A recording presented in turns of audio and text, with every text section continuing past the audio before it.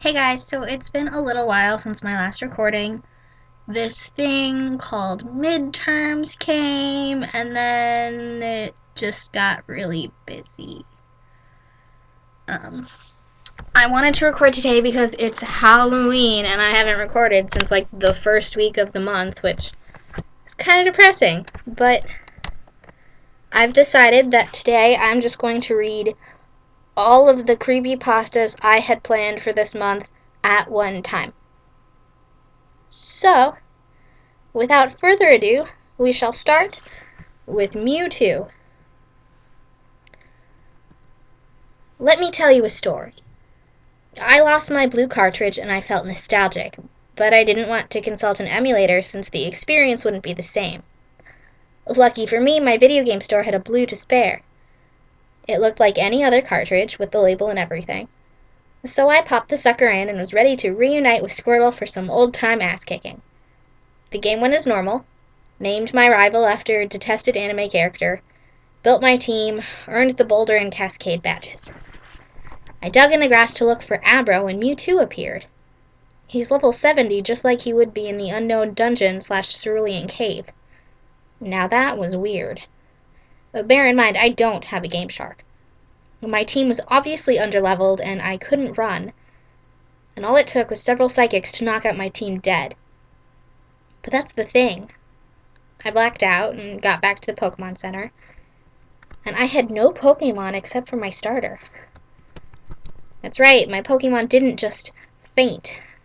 They were erased from my roster, and I couldn't find them in my PC. Frustrated, I reset the game, starting from my last save. Guess what? I didn't get my Pokemon back. On top of it all, my Wartortle went back to being a level 5 Squirtle.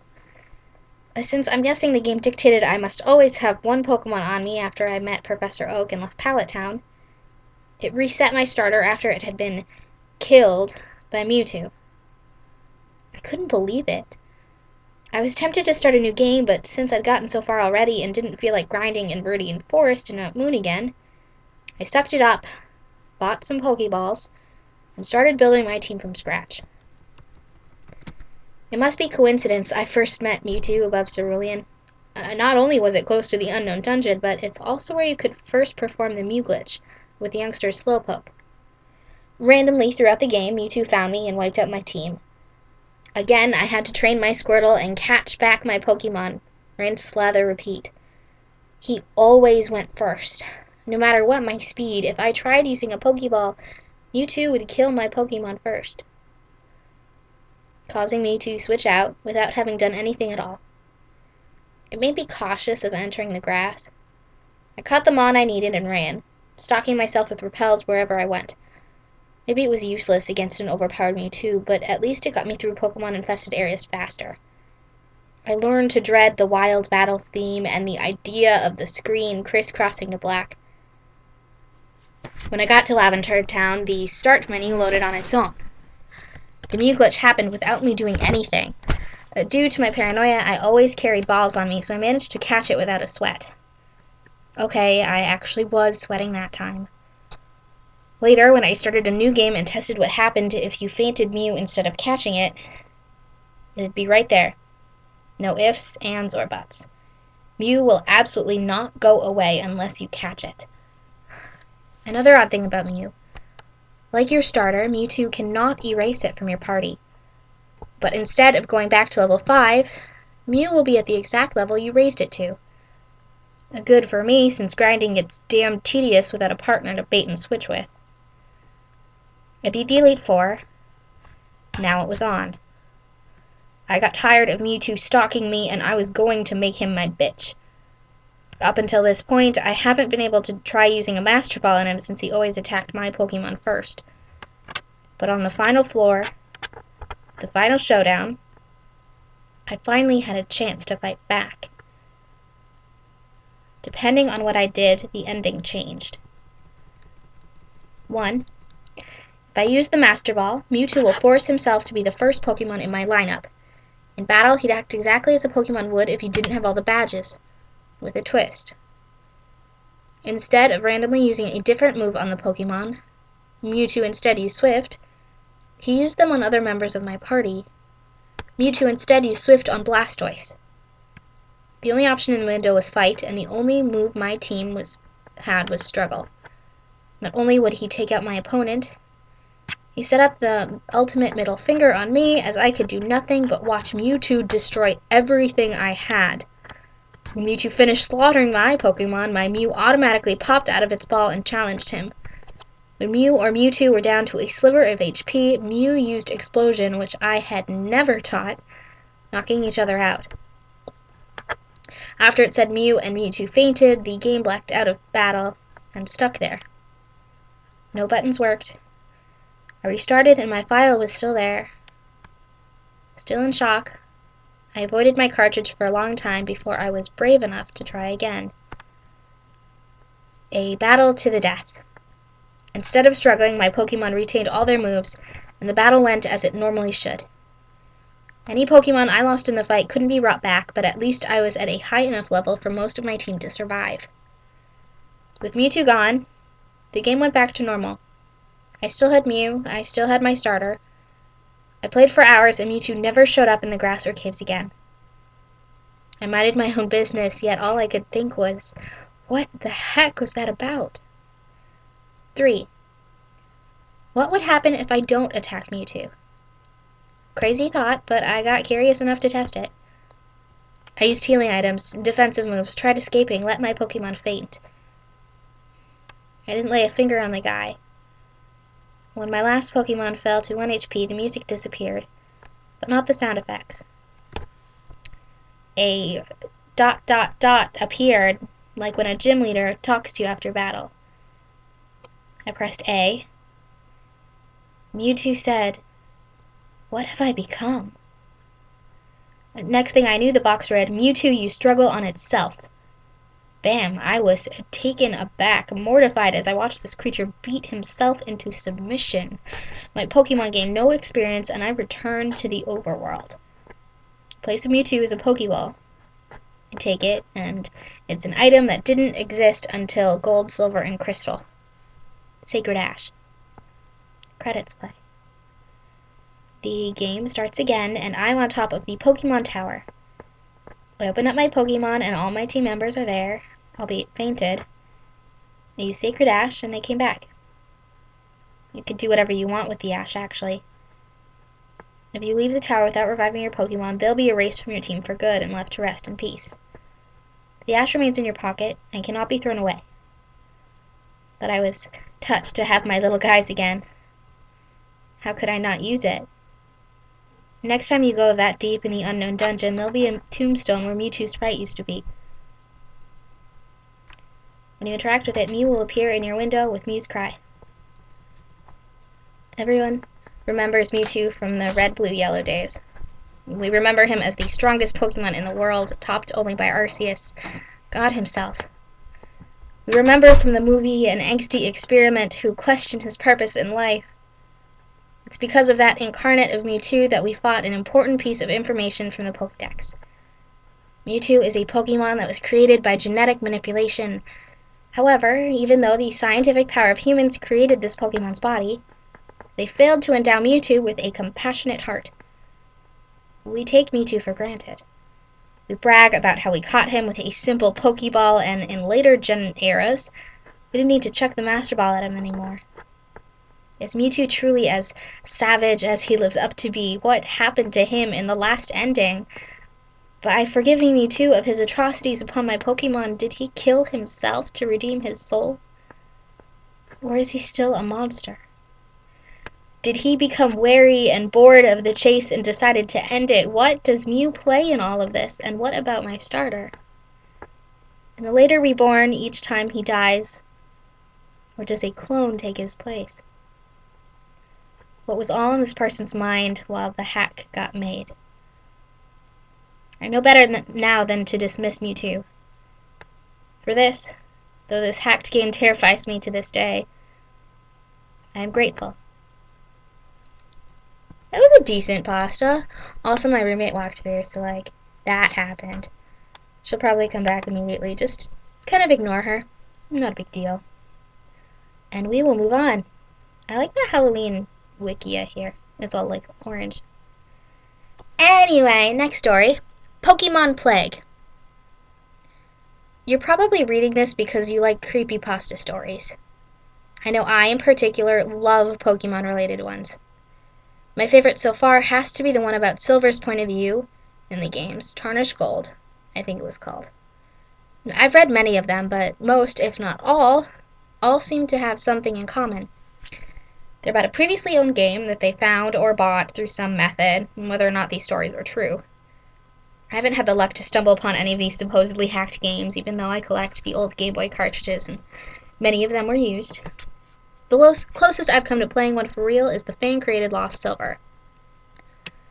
While browsing through X, I noticed someone made the comment about how all the Pokemon creepypastas are about the old games, and none of them are 3rd or 4th gen. So I had an idea. I have a college friend who is studying game programming and hopes to make his own Game Boy someday. He's also an excellent hacker. He's been able to come up with many action replay codes that do unusual and generally useless things, but I find it all to be very interesting. What with walking through walls to get Full Moon, New Moon Island, and cheating to get to places. It's all just really fun to experience. He's even created a few for Pokemon, although mostly for his own benefit. After I got said idea, I called him and wondered if he'd be able to make a hack for my Heart Gold game. I had a copy of both Heart Gold and Soul Silver, but Soul Silver was my main game, so I had no useful Pokemon or items in the Heart Gold cartridge. I also mentioned it would be a sickly, humorous way to pass the time until the English release of Black and White. He wasn't sure how long it would take, but he told me he would love to try such a challenge. Since I had no other means of reaching him, he lives on campus, several hours away, I mailed him my Heart Gold cartridge. About 3 months later, I received it back in the mail, along with a letter which basically stated that he was sorry it took so long because he was busy with college work, and creating a hack for the game was time-consuming.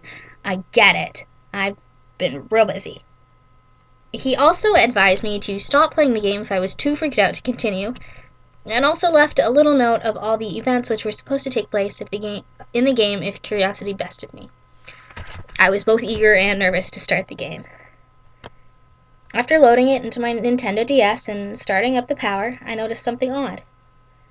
Rather than the usual Pokemon Heart Gold Nintendo on the select menu page, it said Pokemon Plague, with dots as the publisher rather than Nintendo. I didn't know why it was called Pokemon Plague at the time, but it was definitely something eerie. Also, I just had a thought. He said there were no hacks for the 3rd and 4th gen, but Heart Gold and Soul Silver are just remakes of Gen 2, so there are still no hacks for 3rd or 4th gen. Just saying. The game started up as normal with no changes to the opening animated sequence except when the 3 legendary beasts were supposed to appear. There was simply blackness. Even the very end where Suicune was supposed to be looking up at the sky, Suicune was missing. I checked the trainer's profile, the character's name was Gold, no suspicion there, as I'd actually named my character that. But the number of hours played was all zeros, and the number of Pokemon in the Pokedex were 0. It said I had 16 badges. When I loaded the game, Gold was standing in this room with a Raikou standing beside him, as all Pokemon in the first slot of the party do in the game. There was no music. The room looked normal, save for the various spots of black on the wall. The whole room, in fact, seemed darker, as if it was nighttime. The Raikou had some black patches on him that weren't in his stripes. I checked my party. The unnamed Raikou was poisoned with 4 HP, and was accompanied by a genderless Murkrow and a fainted Haunter named Ghost. When I checked their summaries, there didn't seem to be anything wrong with them, appearance-wise. This didn't explain Raikou's strange overworld sprite. I walked from the center of the room to the stairs in the top left corner. All the while, the screen was flickering and making that strange buzzing sound, indicating my poisoned Pokemon. Before I went downstairs, I checked my bag. No items whatsoever. Just as I went down the stairs, the screen went black and there was a loud crashing noise, like a stone falling. Some text appeared that says you took 1 step too many. After pressing A, the text vanished and Gold's sprite faded in. I took a few steps and the dark gray outline appeared behind me. It took me a few moments to realize that was Raiku's sprite, but entirely black or transparent. I checked my Pokemon again. Raiku's sprite was normal, but had black patches all over him like the overworld sprite in my room. Murkrow still looked normal, but Ghost's sprite had been changed to look like the ghost from the original Lavender Town. Either a sick joke, or my friend was paying homage to whoever wrote Creepy Black. I wandered around aimlessly for only a few moments before I decided to check my map. I was in Johto because apparently Kanto wasn't available yet, but my trainer's sprite indicating where I was wasn't there.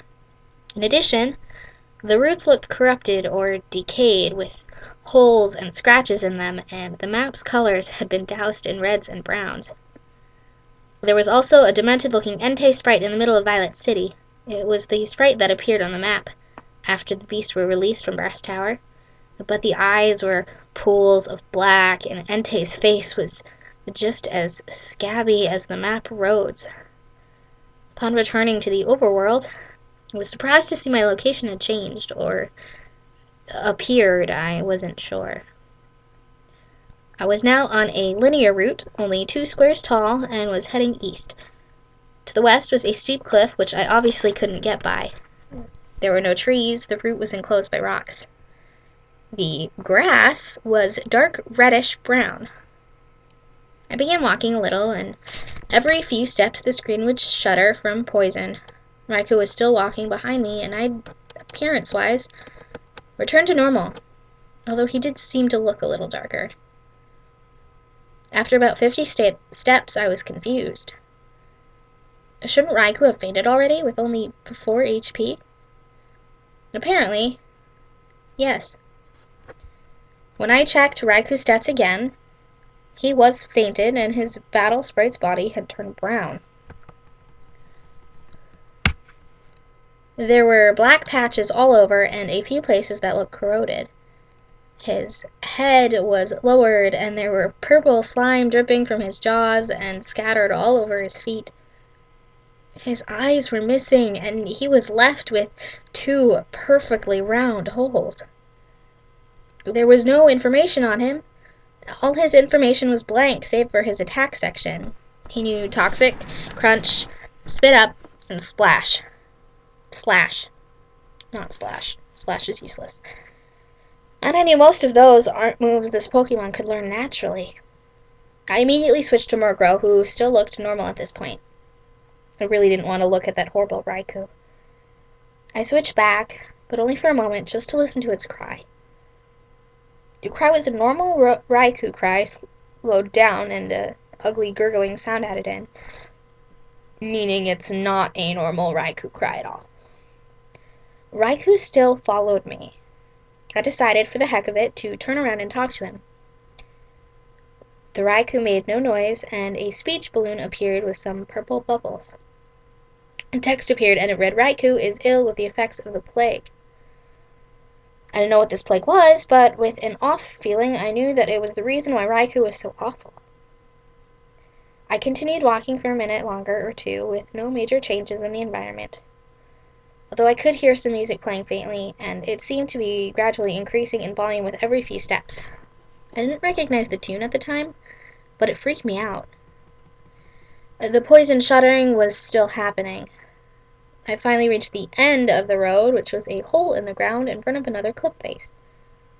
With nothing to lose, I stepped into the hole, where my character immediately vanished, rather than comically running in place before falling, as would usually happen. Raikou stayed outside and didn't appear to be following me into the hole.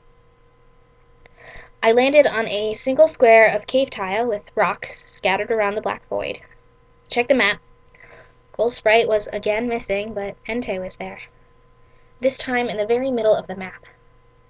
The map itself was styled the same as before, but there were random corrupted routes everywhere, and no cities. I stood on the square for a few minutes, unable to move. The music was gradually getting louder still, and I could finally recognize it as the 8-bit theme from Rutik City. Not bad. Pronunciation. You try it. I dare ya. It was being played at a much lower pitch, and the notes were being played as horribly clashing chords. Chords is the best word I can describe it as, since I have little musical knowledge. After a minute or two, the music stopped abruptly with a single deep bell chime, and the screen began to warp in ways I cannot even describe. There were occasional flashes of bright light until the screen turned black and normal battle music started. Gold's back sprite slid into battle, but there was no opponent. And then suddenly, a very macabre Entei sprite appeared with a screech and that gurgling noise. There was no text announcing that a wild Entei appeared, but there was a box that stated, "Free yourself while you can."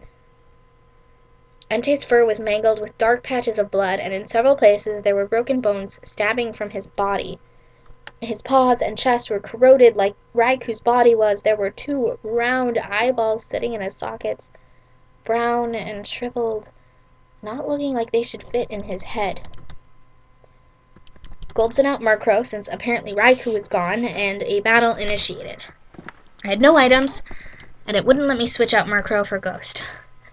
Run wasn't even an available option. I could only attack, and Murkrow had 1. Fly. Entei was at level 99, so he attacked before my level 5 Murkrow could. Entei used Toxic, which poisoned my Murkrow. After that attack, the screen flashed black for half a second before the battle screen appeared again. Murkrow's back sprite was now splotched black, and I could recognize the situation. I began to feel shaken. Murkrow flew up high. The animation was normal, except the background was brown instead of blue when Murkrow vanished. It skipped my turn, and then Entei used Roar. Expected the attack to miss, but it didn't. Instead of running away, sound played, and the text read, "Murkrow has fled." The battle didn't end, though. Instead, Gold said, "Go for it, Raikou," and a poisoned Raikou was sent out. I tried not to question how he ended up back on my team. Raikou's back sprite was matched his front one, and I almost felt bad because of how ill he looked.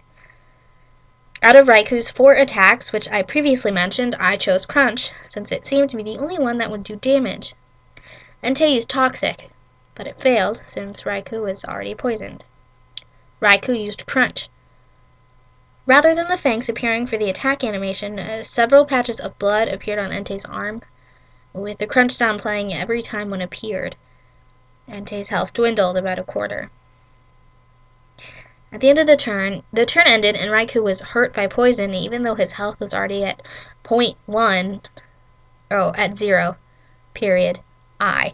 Gotcha. Okay. I was about to use Crunch again, but apparently it lost all its PP in that one move. I chose Slash, which went first. It was apparently super effective and knocked Entei's health down to less than half. The Entei sprite then changed. His head lowered, and there were several deep red scratches across his neck. Entei used Mirror Move, which caused Entei to use Slash, but rather than hurting Raikou, the attack happened to Entei, and his health dropped to be very low. The sprite changed again, and this time his head was lowered to the ground. The eyeballs had rolled into Entei's head, and some purple slime was beginning to dribble from his jaws. This is disgusting, by the way. Raikou was hurt by poison again, as was Entei, even though he didn't have any status effects. Entei's health bar vanished, and his cry played at a lower pitch, which normally would have indicated that he fainted. But the battle still continued, even though I didn't pick a move. Raikou used Spit Up, which did nothing aside from adding a bit more purple slime to stream from his mouth. Entei used Last Resort. The screen went black and the music stopped.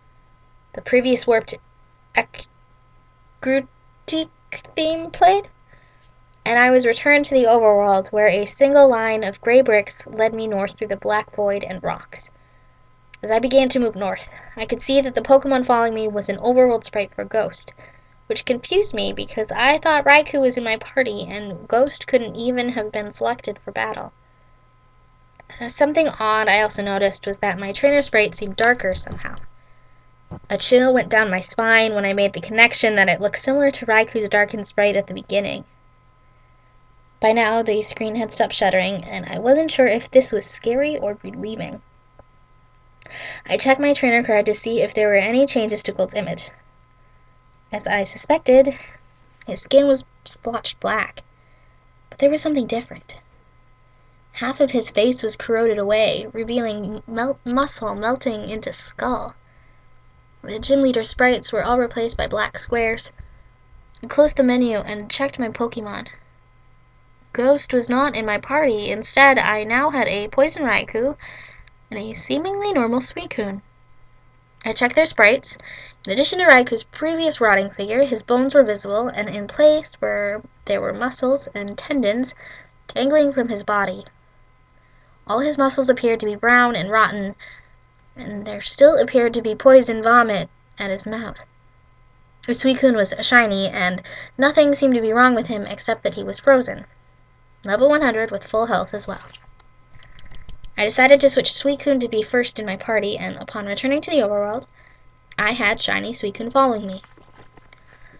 After walking north for a while, the screen began to shudder. There was a blackout followed by a runaway sound. When lights returned, I stared? One of the two? Gold was standing on Mount Silver where red usually is, but the snow was soaked in a cruel-looking crimson. At the base of the stairs appeared a static overworld sprite for Suicune, colored completely black. The screen flashed black, and then visibly returned. Raikou and Entei were on either side, still looking ill. My character suddenly jumped back as if he'd been pushed by my rival.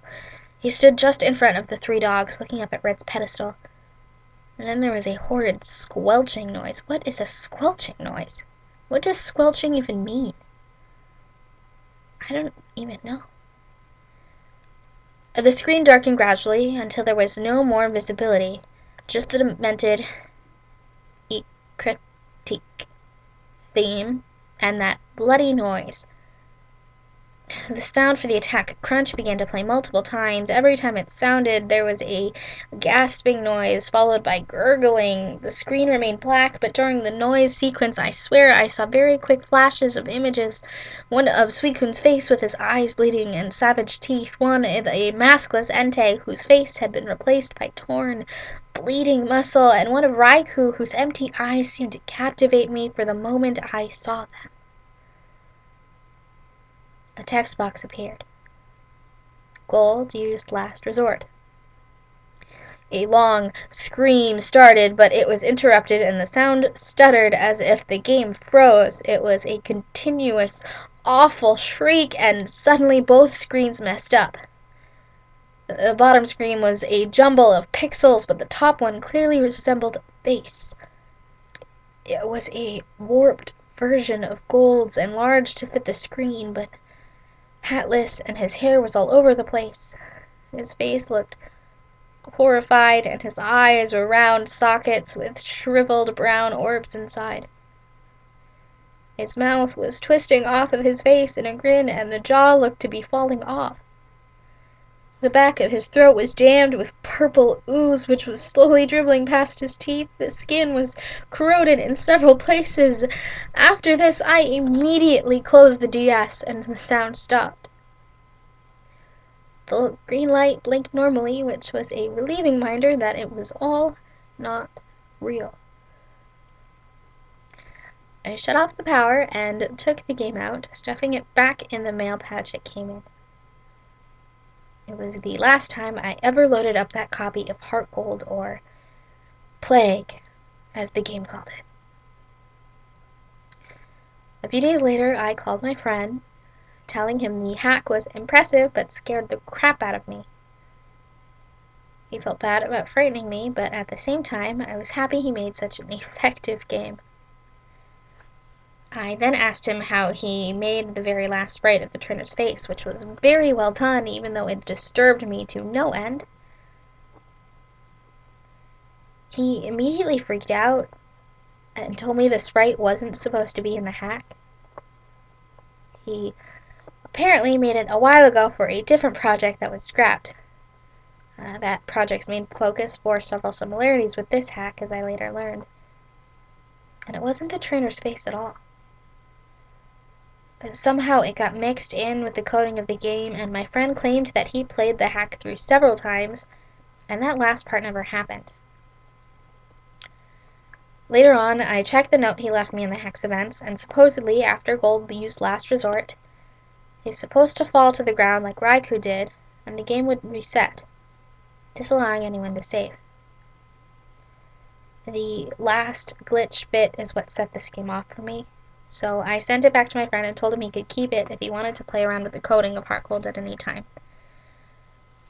As far as I know, he still has the codes for the Plague hack, but it's so complex that it's hard for regular gamers to use on AR. Who knows? He may end up showing other people the hack someday. But for now, he's keeping it a secret. Well, that was another interesting piece. There was a lot of description that just kind of like repeated itself, and like I feel like a lot of that could have been cut out. I don't know. What do you guys think? Until then, we'll be moving on to the next one. The story of N. Alright. Recently, Pokemon Black and White 2 were released. I didn't hear about these games until 2 weeks before the release date, so that meant I wouldn't have to wait too long before they would be released. That's great, I thought. But before I play Pokemon Black and White 2, I should play Pokemon Black and White to go over the story. Yes, you should. At first I wasn't sure I should tell anyone about this because no one would believe me. The of is not necessary, that's what's throwing it off. Okay. But for anyone who wants to hear, this is what happened. Back when Pokemon Black and White were released, I just downloaded Pokemon Black and played it on my flashcard. I don't know what that means. The problem is that my flashcard doesn't work anymore these days. But luckily enough, my friend was kind enough to lend me her Pokemon Black. Things seemed to be okay when I started the game. Juniper gave me the lecture about what Pokemon were and how I was about to start a great journey. Well, anyway, after telling her my name and gender, the game started. I picked Tepig, battled Sharon and Bianca, and went through all the boring starting stuff when you start a new game. But when I first battled N, the normal dialogue didn't appear. I thought the game had frozen, and I went to turn off my DS, but then I realized that I could still walk around. Maybe it was just a bug or something. I didn't think much of it, as I just wanted to continue the game, but something strange happened when I tried to leave the town. A text box appeared. I can't just leave him there. Weird. I didn't remember this being in the original Black game, so I thought Pokemon White must be a bit different. You just said that you borrowed Pokemon Black, not White. Get your story straight. Oh, how I regret not turning the game off then and there and never looking at it again. I walked back to N and talked to him. My Pokemon. They are badly hurt. A text box appeared. Give him a potion? Yes, no. Without even thinking about the answer, I selected yes. You don't have any potions. I was surprised. I was sure I had a potion in my bag, and I didn't use it in the battle with N. N ran to the Pokemon Center. He didn't just run normally, he sprinted to the Pokemon Center. Like his Pokemon were in terrible danger. At first I thought it was a little strange, after all these years, Game Freak actually made 2 significantly different games. I liked it. Everyone else in the game just seemed to be the same though, and so I started to wonder, if they changed that part, why not change other aspects of the game? The next thing that caught my attention was during the second battle with him. His sprite wasn't the normal one, usually so calm and collected. He backed away from me. I don't want you to hurt my Pokemon again. Go away! After that, the screen turned black. Damn it, my DS had died. Frustrated, I recharged the battery, and a couple of hours later, I continued the game. You know you can play it while it's plugged in. Like, that's a thing that you can do. I do it all the time. From there, the game was back to normal, which confused me even further. Why would a game be so different from the beginning, only to revert back to the usual style of story? No, really? Are you like... How? What? No. No. Also, I really like that picture of N on the side. Good. I collected all 8 badges, defeated the Elite Four, and entered the castle. This is where things started getting strange again. When I walked into N's room, the usual creepy-ass music started playing, but I lost control of my character. There's creepy music when you go into N's room? I never thought there was creepy music. Oh well. My sprite just walked toward the basket with the train in it and then looked around the room. But now I was starting to think that this was just a hacked chip, an illegal copy of the real Pokemon White game. It took you this long to realize it wasn't. Oh, I guess there are some people out there. N walked into the room. He didn't move. He didn't say anything. He just stood there and stared at my character. After about 2 or 3 minutes, are those game minutes or real life minutes? You gotta be specific. He finally said, "What the hell? What is he doing?" He walked toward my character and said, "It's sad, isn't it?" I was really wondering what was wrong with N at this point. After that, he left the room and I was able to move again. I picked up the rare candy, the reason I walked into that room for the first place. I went to the place where you would normally fight the final battle with N. Although, something in my gut told me this wouldn't end the usual way.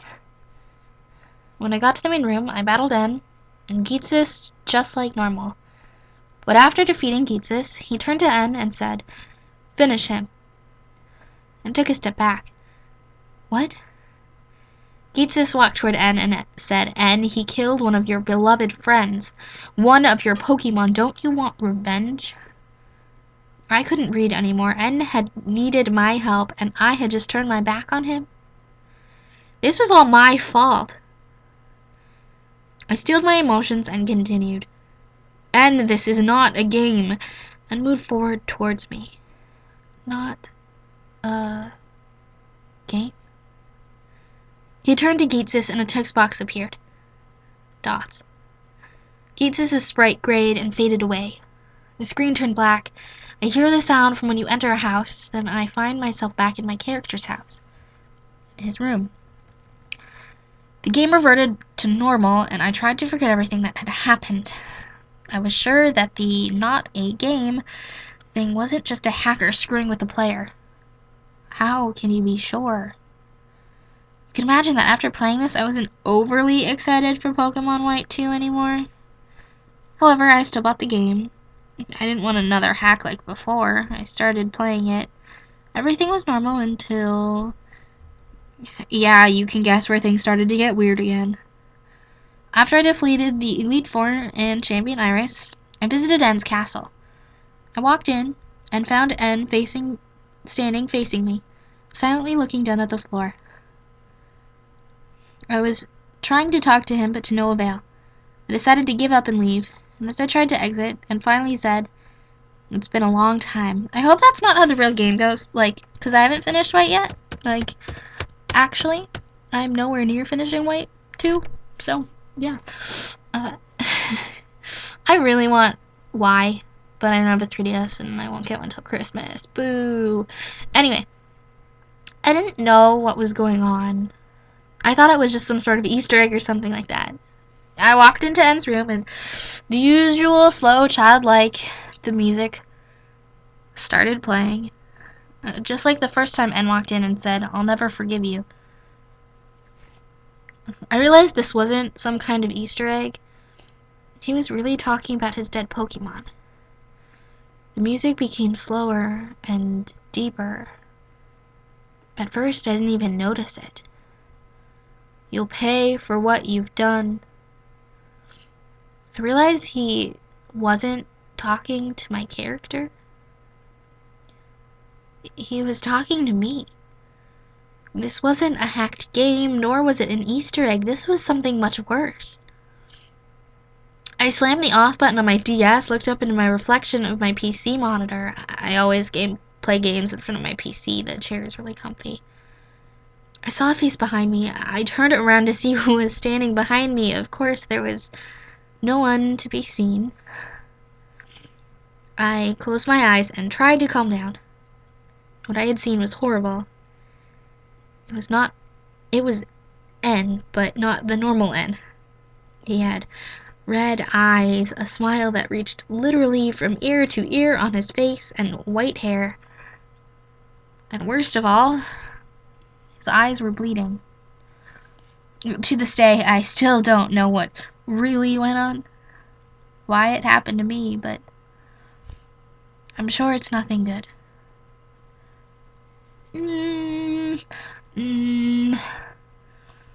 That one was meh. I like N, so that's a plus, but other than that, we'll just move on. We broke him. My friend had recently died. That's a great way to start out a story. Death. Yep. Okay.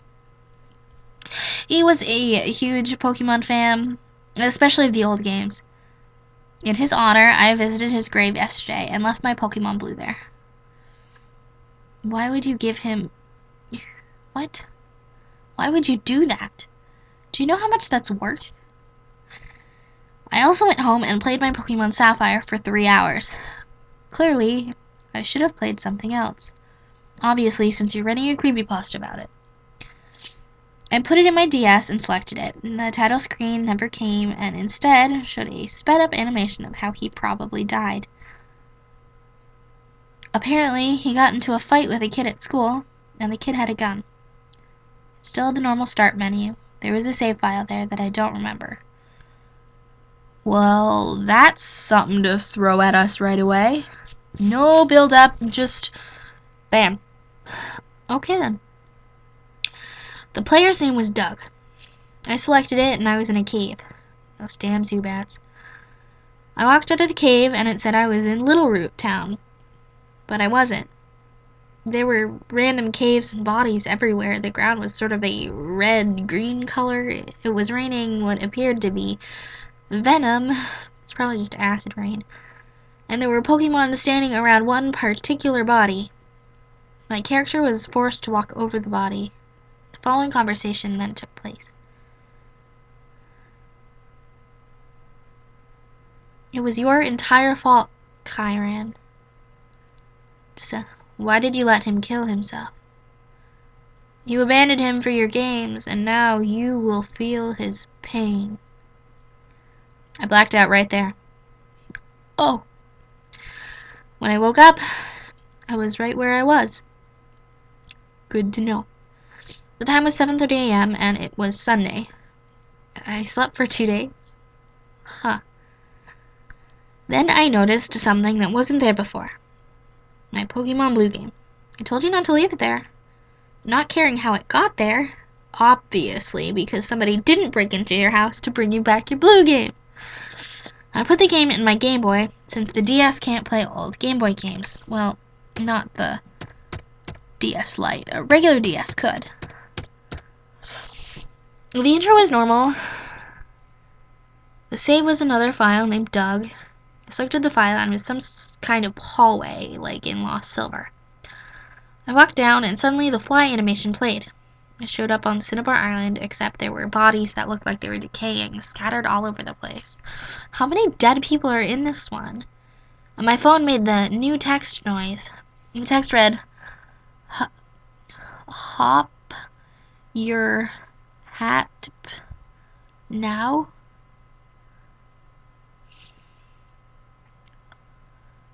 It was from my friend's number.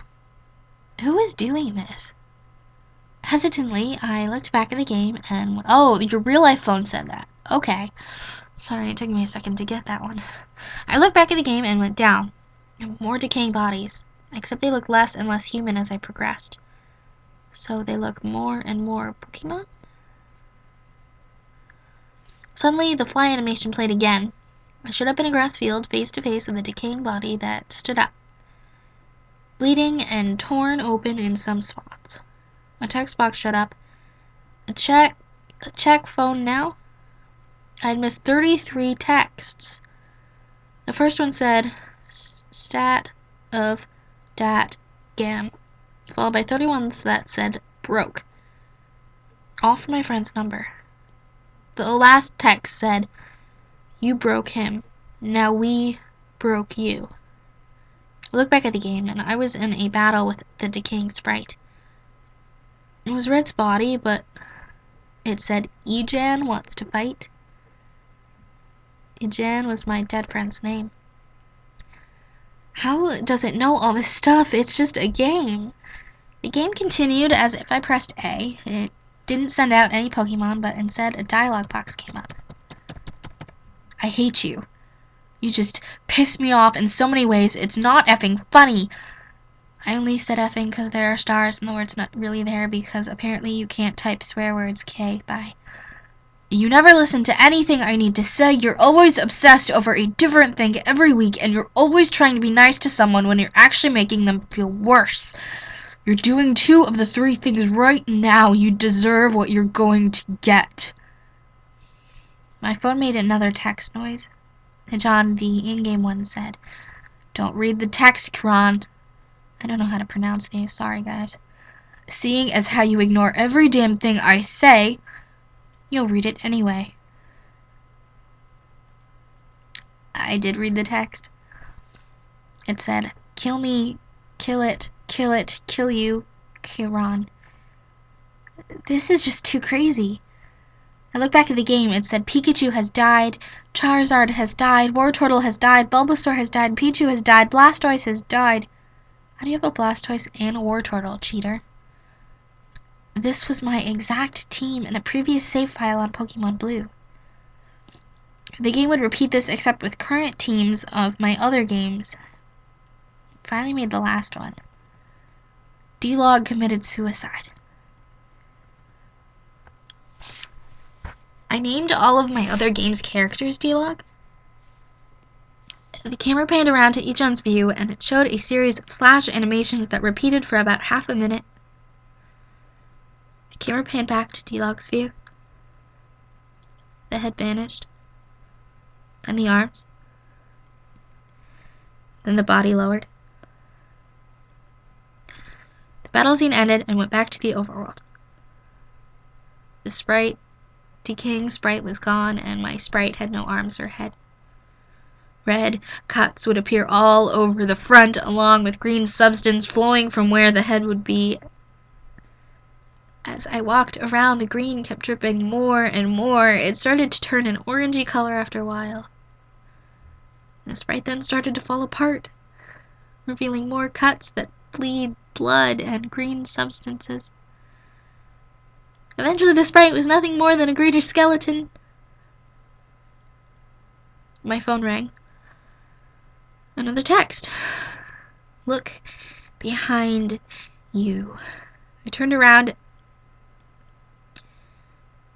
It was my friend's dead, decaying body hanging from the ceiling. I felt one of his eyes roll against my leg. A glass ball full of poison was where the eye should have been. I was almost sick. His stomach was torn open, revealing that his heart was almost half dissolved. Tons of tubes hung out from his stomach. Many internal organs were shoved inside them. My phone got another text as I almost vomited. You're next. A shadowy figure emerged from the body. It was the kid I saw in the sapphire animation. I should mention this is happening as I type this. I may not finish this, so I show you. We broke him. We broke you. And you had time to upload it all to Creepypasta. Cool. It was kind of gross as well. Like, you don't have to be disgusting to write a good creepy story. People don't get that. Let's just move on. This is called Weird Creepy Things in Fire Red. I love Pokemon Generation 3 more than anyone I know. I loved Ruby and Sapphire. In Sapphire, I was known as a trainer named XS, with a Swampert nicknamed Swamphead, and a Flygon nicknamed Dragonfly. I also have a Skarmory named Shish Kebab, a Pelipper named Pelly, a Magneton named Volt D, and a Camerupt with no nickname. Later, I got Pokemon Emerald. It was even better than Sapphire, and when I lost it, I was so upset. But it turned out that I left it at a friend's house. I was so happy after that. I chose Torchic as my starter at that time. And Torchic is now currently my second favorite starter. My favorite is Oshawott in Gen 5. Oh, but wait, I didn't talk about Fire Red and Leaf Green yet. Well, I didn't get it until after Emerald. I was so busy with playing Sapphire and Emerald on my Game Boy Advance SP so I didn't get it until 2006. I got my Fire Red version at GameStop, and then I played it. It was awesome. Then in 2007, I beat the Elite Four, did the Sevi Islands quest. I love the Sevi Islands. And then I got Diamond version. In late 2007, I lost my copy of Fire Red, which made me so upset. I never even found it afterwards. So in summer 2011, my mom ordered a new copy of Fire Red on Amazon. Don't you have just the greatest mother? Also, you lose things too often. Like, keep track of your shit. I still was loving it. I beat the Elite Four and Champion again, and then was so excited about the Sevi Islands. But bad news. I only had 40 Pokemon. It required 60 to get the National Pokedex and go to 4 islands, instead of just being able to only go to 3 of the Sevi Islands. Finally, in 2012, I got over 60 Pokemon. Why does it take you so long? It's like you're really there catching these things. Yeah, I went to the Sevi Islands and did some questing. But finally, when I got to 7 Island, I had to shut off the game. I couldn't sleep and wait to play more Fire Red.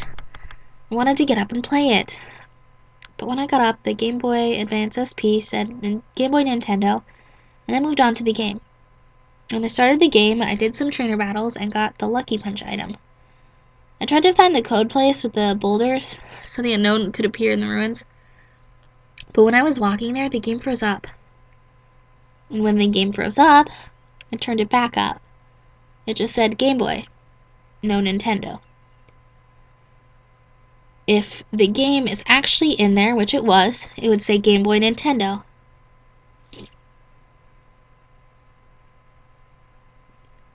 That just means that you have to, blow in the cartridge. But after a minute of trying to get the cartridge in the right way, did you put it in backwards, upside down, sideways, in the battery slot? I turned it back on. The game usually says the save file is okay. But I pressed it start, it said, the save file has been deleted. Dang it all that hard work down the crapper! Who says that? And when I finally just accepted the fact and went to bed, I kept hearing Pokemon Trainer battle music in my right ear. I do that sometimes when I've played a game for a long time and one start of music repeats. I just hear it in my head all day, but it sounds like I'm really listening to it. It's just it's like muscle memory for your brain. Anyway, I knew the Game Boy was off, so I didn't expect to hear it. It was weird and odd. Then I fell asleep. When I woke up next morning, I still heard some faint Pokemon music in my right ear. I will tell you this. I'm not going to play Pokemon Fire Red for a while. I will just stick to playing modern Pokemon games such as my Pokemon White version. For now. That actually said nothing, except for the fact that you're really bad at Pokemon, and you hear music in your head. There was literally nothing that said nothing. That was just a waste of time, that one. It wasn't even fun. Okay, moving on. I love you to death. Note, the title is actually just Love You to Death, but since there's already a pasta here by that name, sigh. Call me what you will. Nostalgia fag? whatever else you call us. That escalated quickly. But I couldn't fight the urge anymore. I was drawn to Pokemon Red, not Fire Red, not the Mystery Dungeon Red, classic Pokemon Red version. Creepypasta and the simple rush I got from remembering all the good times I had as a child drove me to it. But I couldn't find the cartridge. Even if I did, I wouldn't have anything to play with. My SP had lost the ability to hold its charge years ago, and such a tragedy, a Nintendo DS couldn't handle a Game Boy game. Luckily, I have the internet, so I went looking for a ROM. I didn't notice anything strange about the title or the file name. I just downloaded it and started it up as fast as I could. I took in absolutely everything. The old music, the sprites that I haven't seen in years, the dialogue I had forgotten. I didn't want to miss a second of it. I checked out the starter Pokemon. As usual, it was Bulbasaur, Squirtle, and Charmander. I recall that Metal Claw didn't exist in these games. Since I would have no type advantage against Brock, I decided on Squirtle. Sure, I would get held back by Misty, but there's grass Pokemon like Paris and Oddish between Pallet and Cerulean. I could handle her if I tried hard enough. But her... Misty's surprisingly difficult in some of those games. I don't like her Starmie. I don't like it. I sped through the rival battle like there was no problem, and he left, as usual. But then something strange happened. Oak walked over to me after my rival left. A dialogue box appeared, and the text was dragged up very slowly, like he was trying to make a point or get my attention. Are you sure you don't want Charmander instead? He asked. I'd thought about this long and hard before I picked my starter. But I knew that even in the old games, Oak would never ask you if you had second doubts. Naturally, I picked no. The box reappeared and the text was back to its normal speed. I see, was all it said. With that, he walked back to his spot. Curiously, I walked up to Charmander's ball, which was still on the table. Another box popped up. It's not too late. I assumed this was Oak speaking. Yet another box popped up, but this was just a choice. Do you want Charmander? Well, of course I wanted Charmander, but I couldn't take Charmander and keep Squirtle. I said no and left the building. I never got the choice again, and eventually I beat the champion, my rival. But Oak did not appear. Instead, one of his aides showed up. Something has happened in the lab. Quick, follow me, you two, he asked. I watched the three of us leave the Pokemon League and return to Pallet Town, which was now in ruins and on fire. My rival turned to the aide. What's going on here? Where's Gramps? He asked. The aide looked to the flames in front of us, then to my rival. The animation was dragged out, so he walked over to me slowly, and the text was dragged out again as he faced me and spoke. This is your fault. You picked Charmander. What? No, I picked Squirtle. I had the Blastoise in my party to prove it. But I didn't get to check my party just yet. Wordlessly, the aide took a step backwards into the fire. What sounded like the noise made for Screech sounded, but it seemed a lot longer than usual. A text box popped up. The aide burned alive. Yes.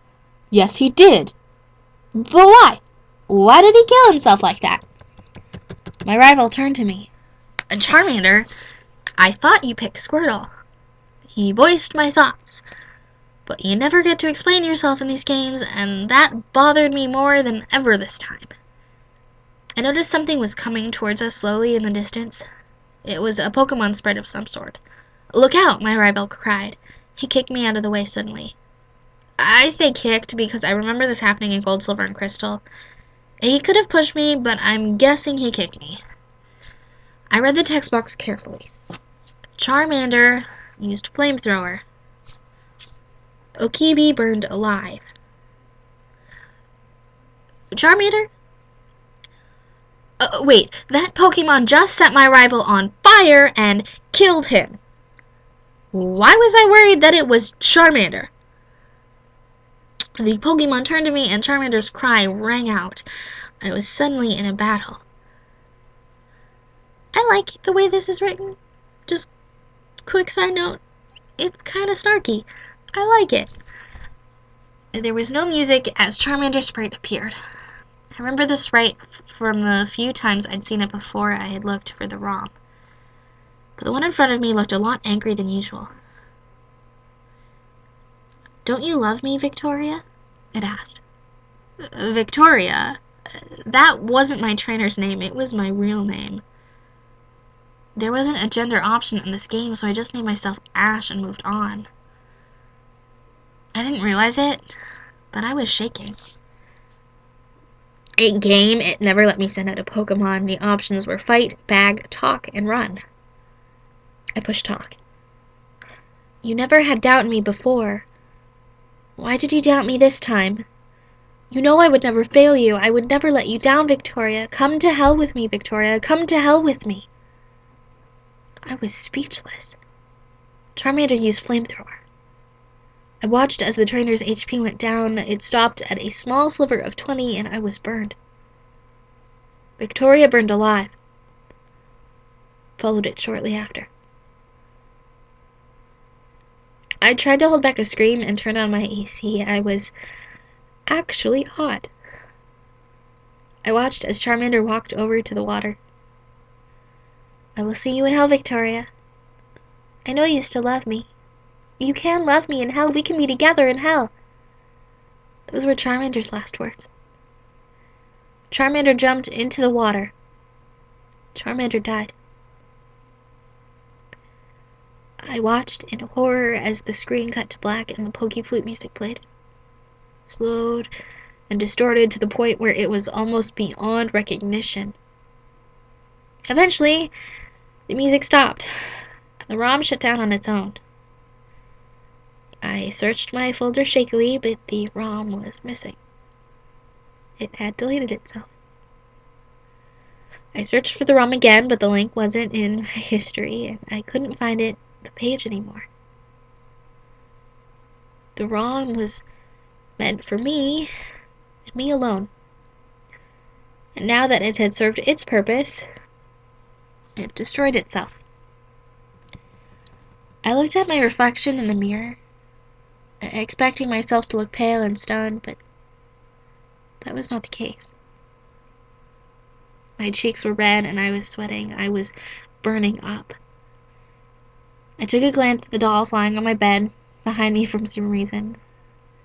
My Charizard doll was staring at me accusingly. I said nothing, mainly because I couldn't. I overheated and passed out from exhaustion onto the floor. When I woke up, only an hour had passed. It wasn't a big deal. I began to haul myself off of the floor, but I noticed something fell away from me. Wordlessly, I looked down to see what it was. I now sorely wish I hadn't. Lying on the floor, glaring up at me, was my Charizard doll, which had been in my hand the whole time I was on the floor. That one's interesting, and like I said, I like the style it was written in, so. No. This one's called Karen. I say it like that because I've got a teammate whose name is Karen, but everyone says it wrong, so it's just Karen, and we call her Karen, and it upsets her sometimes, but it's funny. Anyway, my name is Karen White. I became a trainer at the age of 13. I know it's a little later than most people, but I dealt about around the house. We were a poor family, and it didn't help that my little brother was autistic. I was Professor Rowan's assistant for 3 years. He didn't pay me very well, but it helped the family a little. A few weeks before I turned 13, my parents told me that they had finally had enough money to support the family without me, and that I could become a trainer. I ran and told Rowan the good news. When my birthday came, I woke up really early and ran to Rowan's lab to get my Pokemon. Unfortunately, he was not able to catch any starter Pokemon. but he did have a baby weasel that had just hatched. I was so happy. Weasel was one of my all-time favorite Pokemon. I ran home to show my parents and eat breakfast and set out on my adventure. I started from Route 202. I wasn't lucky enough to meet any other trainers. I made it to Jubilife City that night. I couldn't believe it was amazing. There were so many tall buildings, so many people. I teared up at the sight of it. I stayed at the Pokemon Center that night. I woke up around noon the next day and spent the whole day exploring the city. I stayed at the Pokemon Center again that night. It took me a while to fall asleep. I just couldn't believe I was actually on my own. It didn't feel real. I kept thinking I'm dreaming. I woke up the next day around 9 in the morning and set out for Oreburgh City. I was able to battle with some trainers that day on Route 203. I made it to Oreburgh Gate that night and camped near the entrance. And the next, I made my way through the cave. It only took me around 3 hours to make it to Oreburgh City. I healed my Weasel at the Pokemon Center and went to the gym where I got my first badge. I was so happy the gym leader was really easy. I made it to Floroma Town in about a week. That town was so beautiful. There were flowers everywhere you looked. Stay there for a few days and then set out for Eterna Forest. I was able to catch a Pachirisu on Route 205, and I took a tour of the Valley Windworks where I saw a Drifloon. I didn't get too close to it. I had heard all the stories that Pokemon, so I ignored it later. Later that day, I made it to Eterna Forest where I got lost for a few days. I met a trainer who gave me directions. He said once I saw the Chateau Mansion, I would be near the end of the forest. I made it to the Chateau Mansion, and I was struck with anger. How could those people live in such a big house when I was poor my whole life? I saw a little girl playing in the lawn, and she waved. I just gave her the finger and walked off. My God. I made it to Eterna City that night. The next day I walked around the city and saw a bike shop. I decided not to get a bike. I wanted my adventure to last as long as possible. I also saw some men in the park building a statue of Pokemon I had never seen before. I wonder if I would ever meet that Pokemon. I made it to Mount Coronet that night and slept in the cave. It took me 2 weeks to get to Heartthrob City. The next few months flew by really fast. I had finally made it to Snow Point City. I was so glad to make the Pokemon Center there. I was freezing. I didn't leave the Pokemon Center for a few days. I got my badge and I had to travel all the way back to Celestic Town. I didn't have any flying Pokemon. I only had my Buizel, my Pachirisu, and 2 new Pokemon, Sneasel and a Frostlass. I made it there in about a month. It was so hard to move through all that snow, but I did it. After accomplishing that, I told myself I could do anything. 5 months later, I beat the Elite Four and the champion and made my way to the Kanto region. I breezed through the Kanto region in only 7 months, and made my way through the Johto region in 9 months.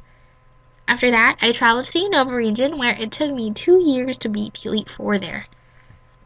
I was 17 when I made it to the Hoenn region, and that's where everything went wrong. I was really enjoying myself there. It was easily my favorite region. The people were so nice and caring. I met so many cool types of Pokemon until I met a Houndoom. I looked hurt and scared, so I tried to help it. But when I got close, it reacted and blew fire at me. I shielded myself with my arm. I screamed in pain, got out my Glaceon, and made her take Houndoom out. I made her attack it until it was no more. The pain in my arm was so terrible it would not stop burning. I got my Pidgeot out and flew to the nearest Pokemon Center. I ran in there screaming in agony and I collapsed. I woke a few hours later with my arm still burning. Professor Birch was there. I screamed at him to help me and he just looked at me with sad eyes and he finally spoke. Karen, I am immensely sorry, but you were burned by a Houndoom. Their flames has a toxin that make the flame never go away. I'm afraid that you will have that pain in your arm for the rest of your life. I couldn't believe what I was hearing. I started screaming and crying at him how it was so unfair how there could be Pokemon that can make you burn forever. Why wouldn't people hunt them down and kill them? Anyways, it's now been a little over a year since I got burned by a Houndoom. I moved to a house on Route 217 near Snow Point City in hopes that the cold snow would help. But it does nothing. I tried different methods I heard from other trainers passing by. I put a never melt ice on my arm. That did nothing. I had Frostlass pull on my arm with her negative 60-degree breath, and that did nothing as well. I've sent all my Pokemon to live with Professor Rowan. Today, I've tried the last method I can find, involving sticking a lot of spell attacks on your arm, but of course it did nothing. So I've made up my mind to end it all. I can't live with this pain for the rest of my life. I'm only 18.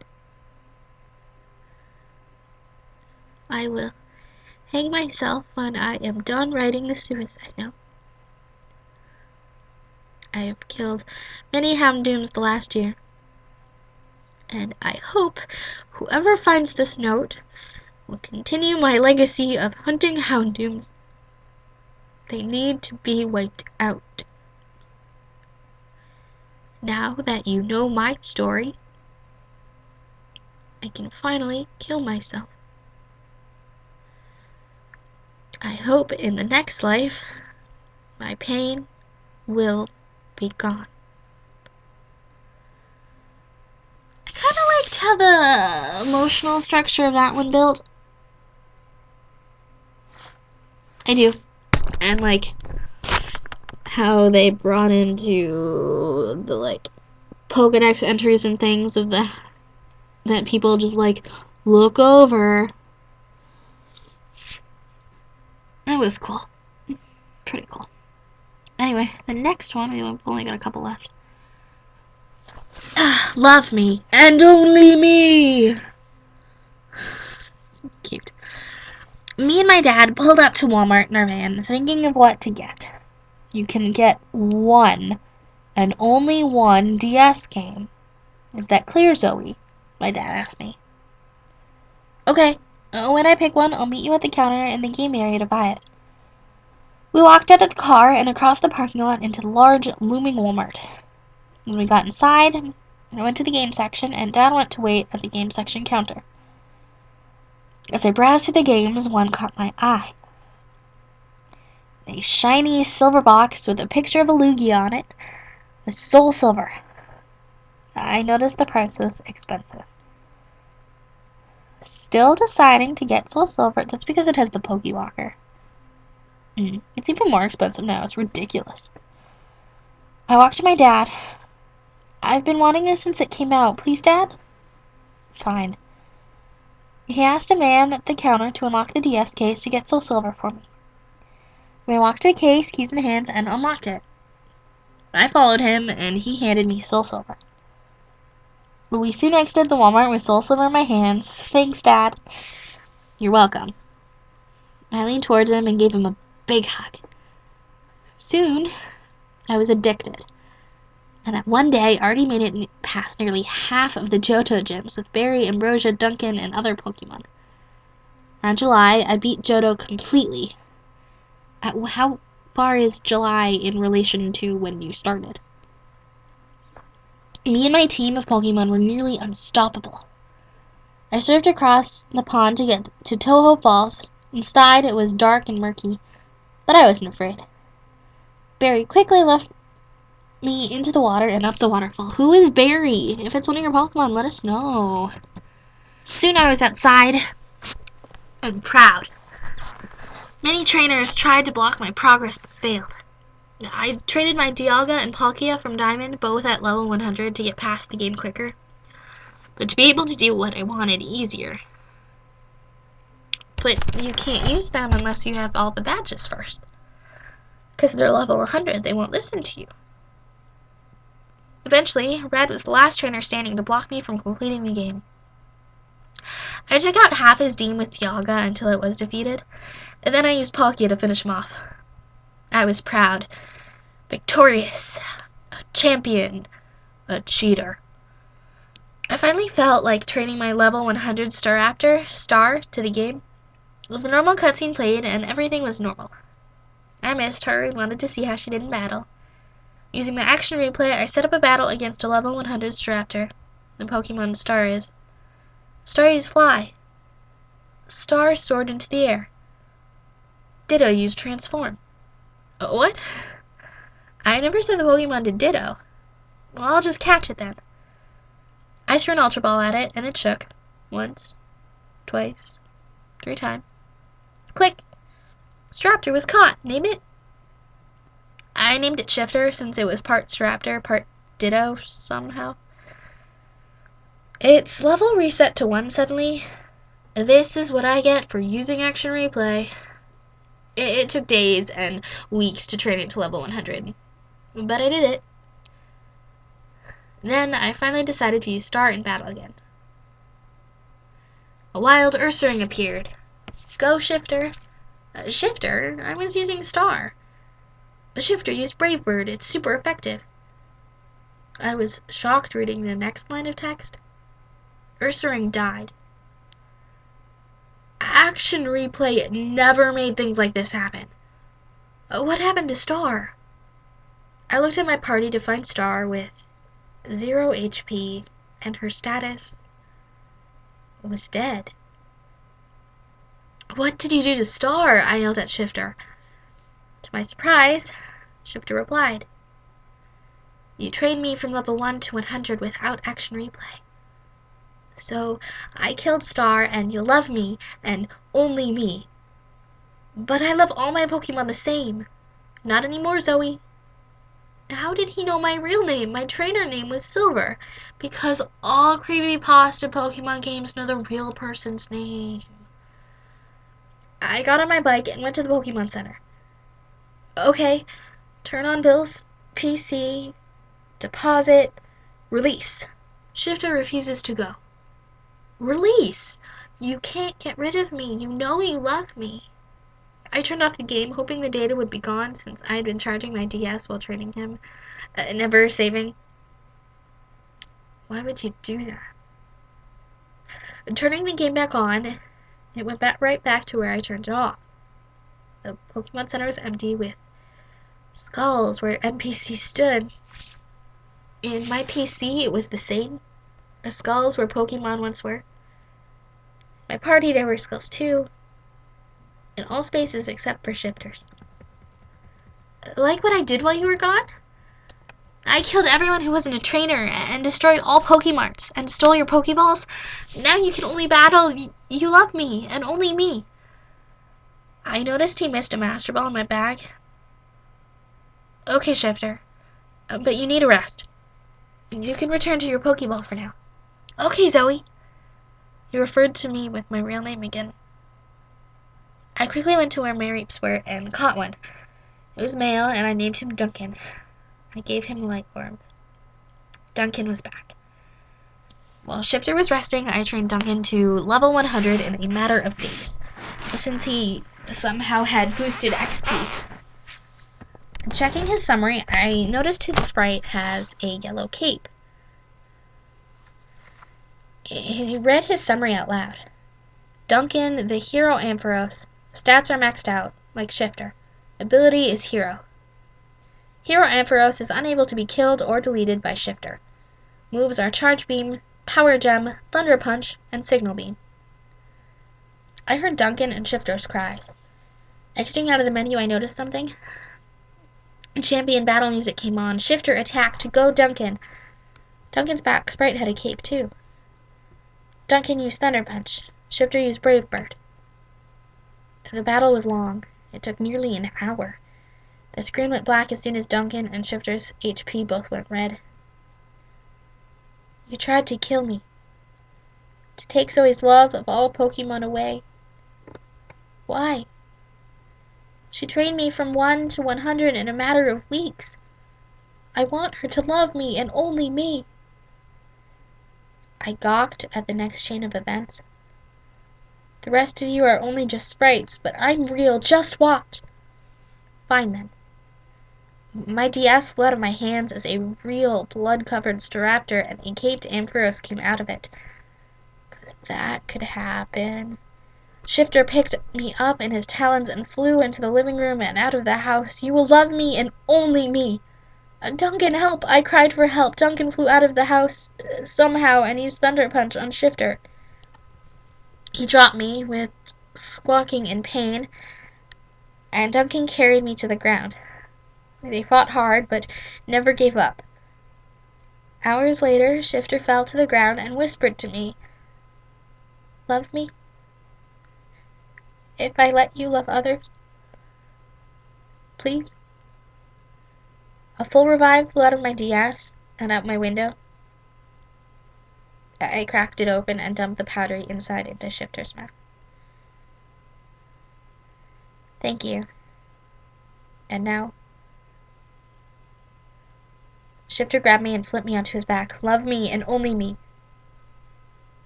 Zoe, I'm sorry, but I'll have to kill Shifter.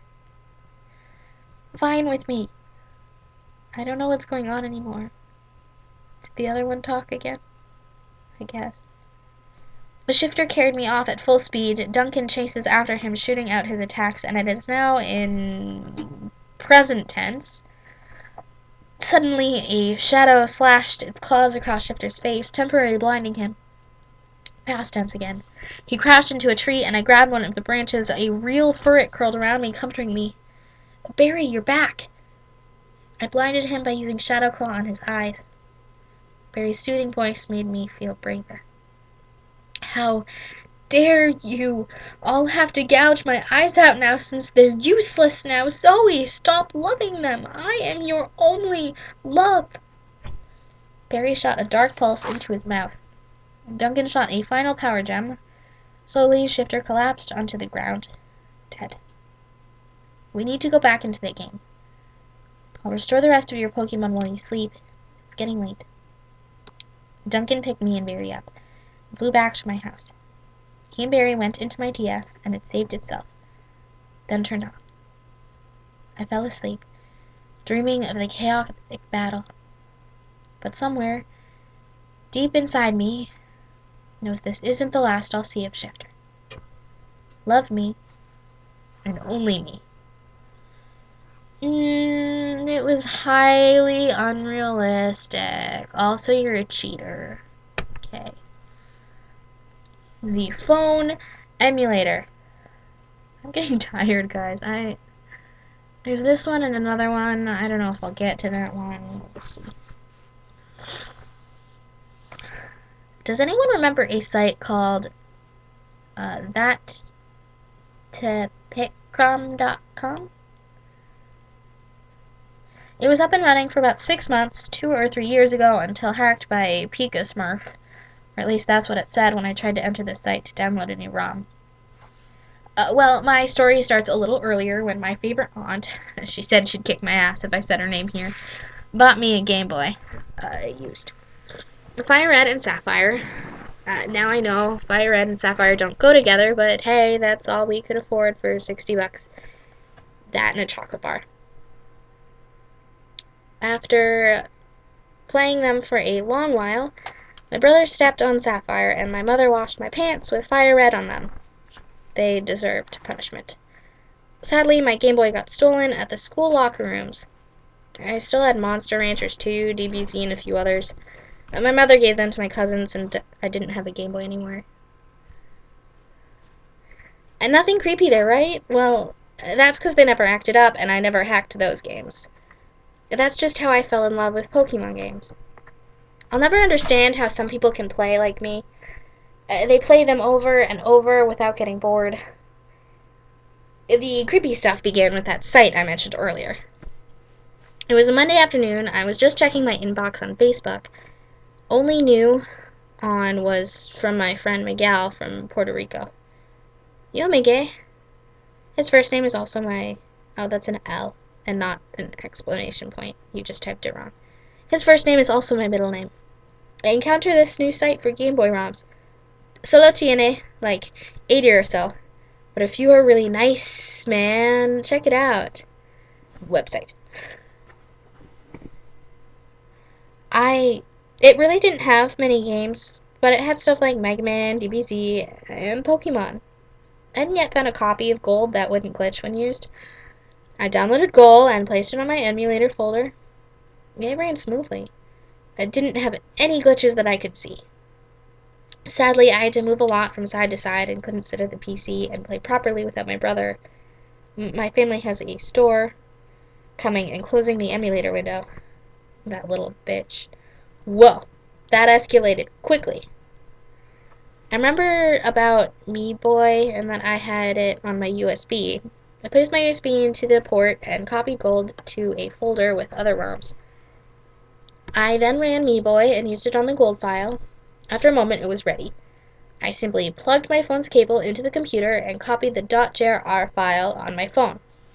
After putting everything away, I went to fold some clothes to put them away. Later, when I was eating and had some free time, I remembered about Gold being on my phone. I installed the file, damn slow phone, and began playing. That's when it got weird. No intro, no music. It skipped straight into the menu. Odd. It played the intro when I used it on my PC. The only option was continue. What the hell happened to new game and options? I clicked on continue. It appeared on a cave, but I wasn't even near a cave in my other game. It was rather annoying, to tell you the truth. It was just a square cave. It exactly filled up the screen. I could see all the walls, there were rocks in each corner, and a small gray door. And what's this? A Pokemon sprite was standing there. It didn't look like those generic sprites that usually pop up when a Pokemon is outside its ball. It was a very detailed Rampardos. I couldn't leave using the door, so I talked to the Pokemon. It said something in another language. Later, my friend Linda noticed it was Latin. She only knew a few of the words. Rock, time, sand. And that's all she understood. When I pressed the A button, or what would be A on my phone, the type screen you use to name things would appear. I tried typing random words in Latin, but all that did was close the Me Boy on my phone. After a while, I grew bored of this. I thought maybe it was a hack, but then again, it ran just right when used on the computer. I remember Miguel knew about hacking, too. I moved to the computer and sent him an inbox. 2 weeks later, after his reply, he informed me that he had found nothing weird about the ROM, that he had compared the Gold file from the site to his own. I asked him to check my Me Boy and I sent it to him. Again, nothing weird. I explained what was going on and decided to run it on his phone to check it out. 10 minutes later, pues it didn't appear in a cave. It was in a forest, and Caterpie said weird things, and quien sabe what language, dude. And I'm not even high right now. But you intermix English with Spanish, okay. I found it weird, but we left it at that. The next day, a Friday, I had a fun idea. I gave my phone to Linda and asked her to run the Me Boy. She appeared on a 4-block island with a tentacruel sprite. Again, Latin words, and the type-up menu. But the words were different. My younger brother got a cave and a Diglett. My mother, she gave us a funny look, but still did it, and got a Rattata and a forest. All different Latin words. We just decided it was an odd glitch, even if the place and the Pokemon would be the same for each person, no matter how many times we tried. Last week, Miguel. Oi, Miguel, guess what? Remember that fucked up game you had? The Pokebold one. Yeah, me di cuenta of what was wrong with it. That shit is a riddle, a Japanese riddle.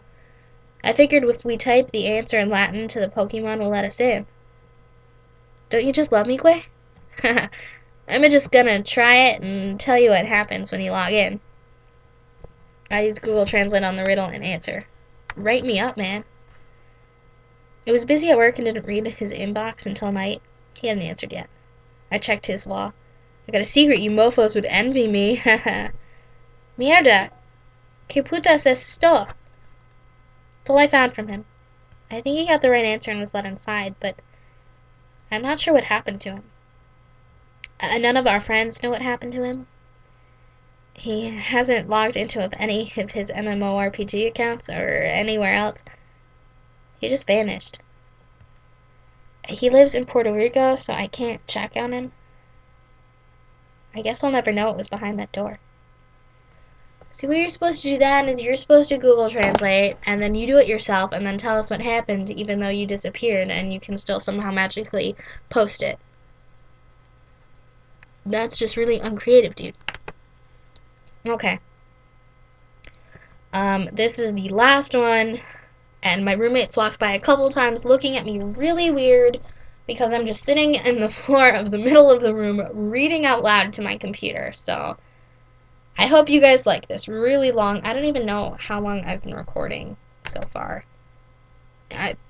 It's been an hour and a half. Okay, cool. Then you're just gonna get like a 2 hour long video. Not really. Almost. Yeah. Anyway, Pack Rat. So I actually found Creepypasta through DeviantArt. I was looking around old Pokemon stuff in there and reminiscing of hours spent in front of a Game Boy. For I was that dorky kid who had Ruby, Sapphire, Gold, Silver, Crystal, Blue, Red, and Yellow. Or at least I did. I had all of those games because I lost one at some point every time. I lost my yellow version, my red version, my ruby version, and for a while, my gold version. Now that I am 18 and no longer 6, I have big boy chores to do, which include cleaning out the ducks in my house. 1. Who cleans out the ducks in their house? Who? You just changed filters. 2. You better do big boy chores now, since you're 18. Big boy chores. Disgustingly enough, also you're 18, you should be able to, like, actually use correct punctuation and, like, capitalization of letters. Among the dust and other duct-like particles were a family of dead mice. Gross. Strangely enough, lying on my gold version. So, with much effort and a lot of Purell afterwards, I grabbed the cartridge from amongst the corpses and laid it down. You did, like, clear the corpses out so, like, they don't smell up your house. Unlike these crazy other stories I read on here, I went back to cleaning like a normal story would.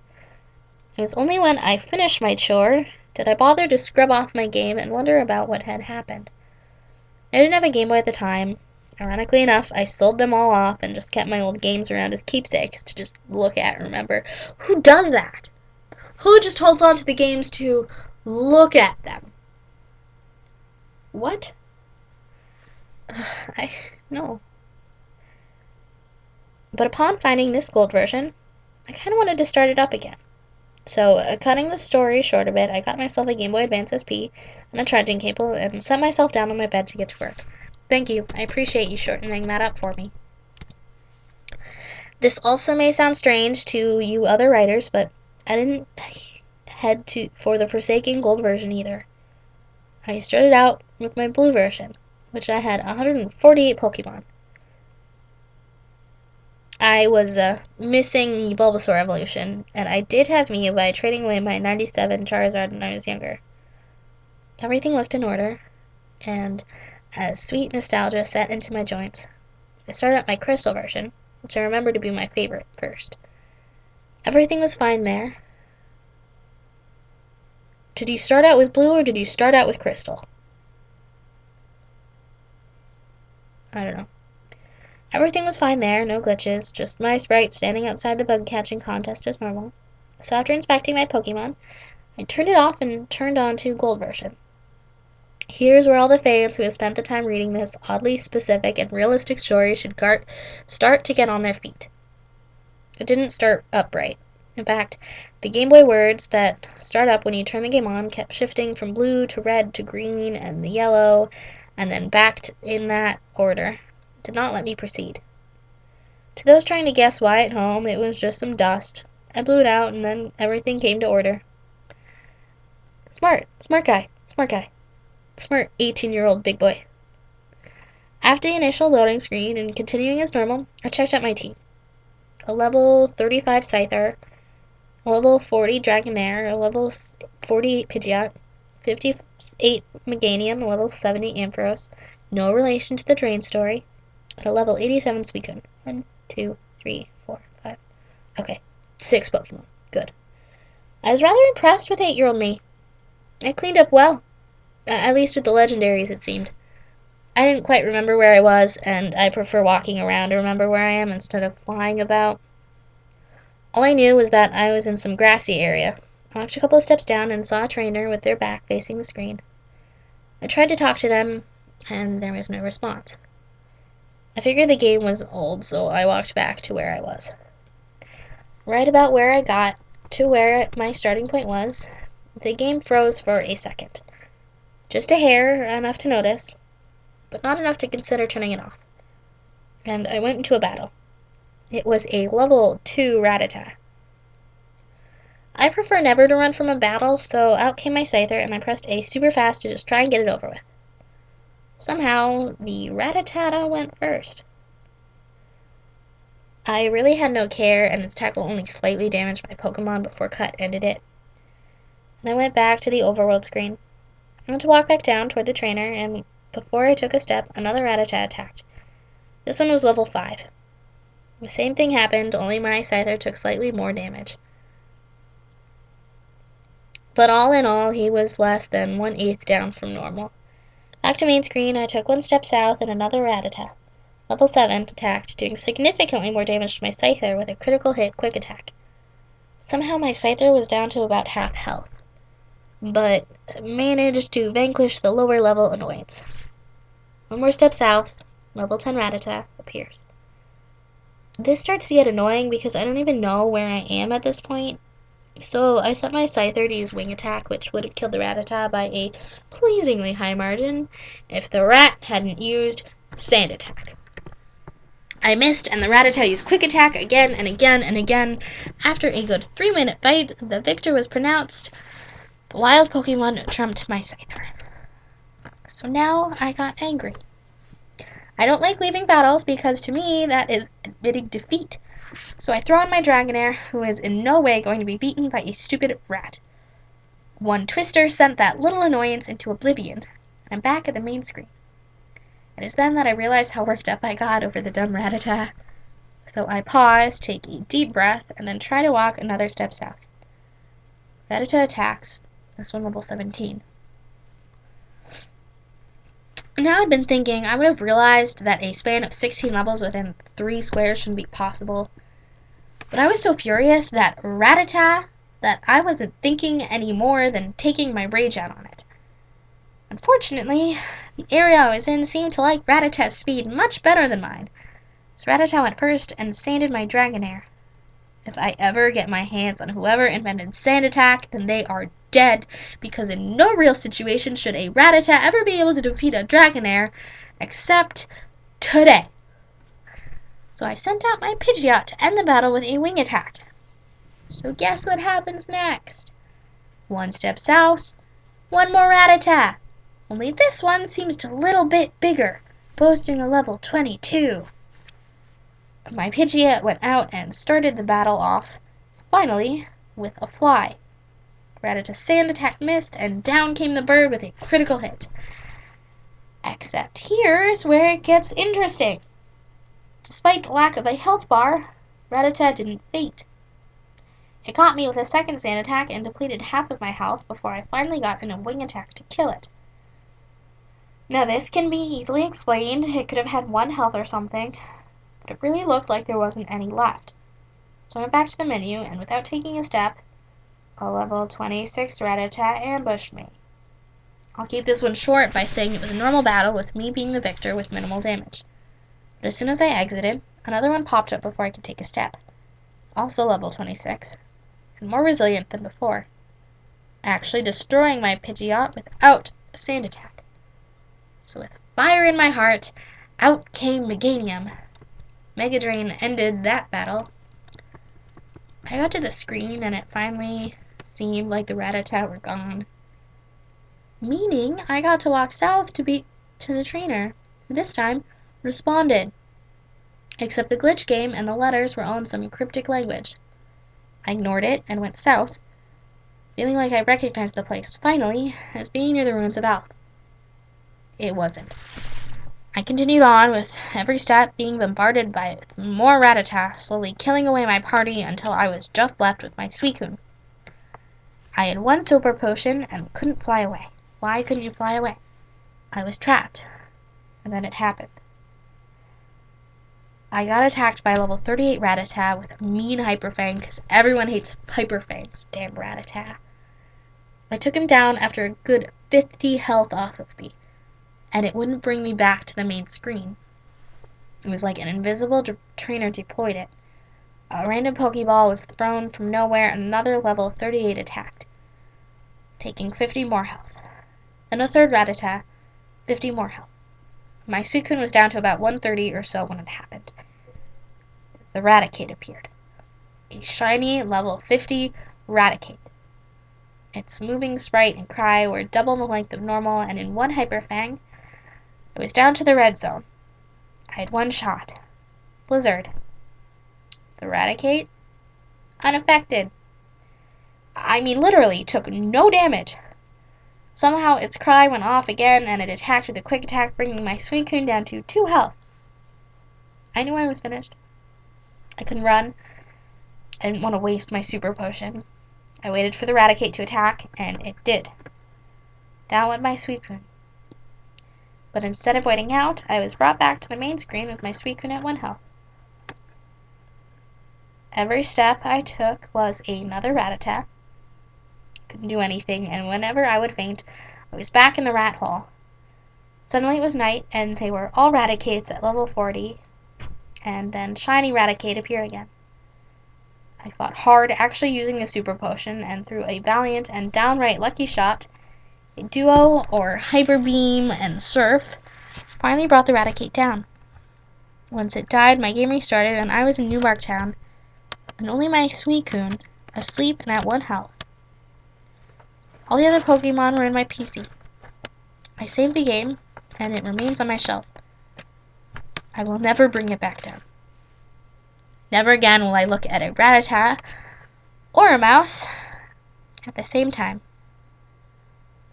Well, that was another interesting one, I guess, and I've been recording for 1 hour and 42 minutes. No wonder I'm tired. I have to leave for a tournament tomorrow.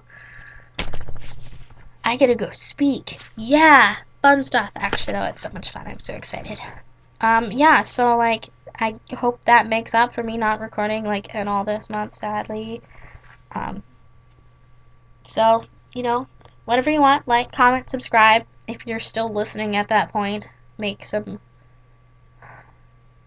funny, like, Halloween pun type thing, you know, because it's still Halloween. Also, for Halloween, I, like, dressed up as, like, the person in the Slender Games looking for the notes. I just, like, made some and safety pinned them to my clothes, because, like, easy, lazy costume, yay! And then I had to explain to everybody what I was, so that's a thing. But, yeah. Like, comment, subscribe, if you want to see more. I would recommend it. After this weekend, I will try and get things up some more, because now I have time to actually do that sort of thing. I think I'm just going to start a new Pokemon playthrough for you guys. That should... a new Nuzlocke of something. If you guys know of a ROM hack that you want to see done, send it to me. Or just, like, suggest it in the comments. And I'll take a look at it. Anyway, thanks for watching if you're still here. Bye, guys.